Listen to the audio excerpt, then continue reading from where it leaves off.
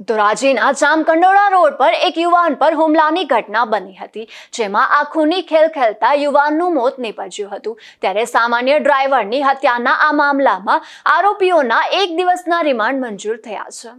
ધોરાજીમાં સામાન્ય પૈસાની બાબતમાં હત્યાની આ ઘટના બની હતી, જેમાં હિમાલય હરીશ બારૈયા નામનો યુવાન અને તેમનો પરિવાર નિયમિત રીતે પીઆર આંગડિયામાં પૈસાની લેતી દેતી કરતો હતો। આ પૈસાની લેતી દેતીને લઈને 4 જેટલા શખ્સોએ હિમાલય નામના આ યુવાનને મોતને ઘાટ ઉતારી દીધો હતો।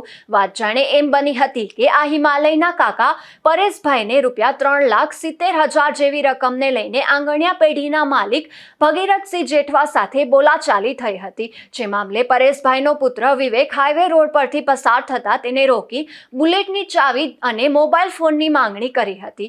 તેવા સમયે જ પરેશભાઈનો ભત્રીજો હિમાલય હરીશભાઈ બારૈયા નામનો યુવાન ત્યાં પહોંચતા ભગીરથસિંહ જેઠવા, મહિદીપસિંહ જેઠવા અને અન્ય 2 શખ્સો મળી કુહાડાના ઘા મારી નિર્દોષ હિમાલયને મોતને ઘાટ ઉતારી દીધો હતો। આ ઘટના અંગે પોલીસ ફરિયાદ નોંધાતા પોલીસે આ બંને શખ્સોને ઝડપી લઈ લોકઅપના સળિયા પાછળ ધકેલી દીધા હતા। જે શખ્સો કોર્ટ સમક્ષ હાજર કરી પોલીસે 3 દિવસના રિમાન્ડની માંગણી કરી હતી।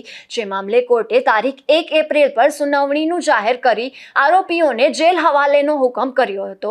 ત્યારે 1 એપ્રિલના રોજ કોર્ટે સુનાવણી હાથ ધરતા આ શખ્સોના 1 દિવસના રિમાન્ડ મંજૂર થયા છે। તો બીજી તરફ પોલીસે આ શખ્સોએ હત્યામાં વાપરેલ કુહાડી પણ કબજે કરી છે। સમગ્ર કેસ મામલે પીઆઈ જયદેવ ગોસાઈ અને તેમની ટીમ દ્વારા કામગીરી કરાઈ રહી છે। Bureau report, Gujarat news, Porbandar.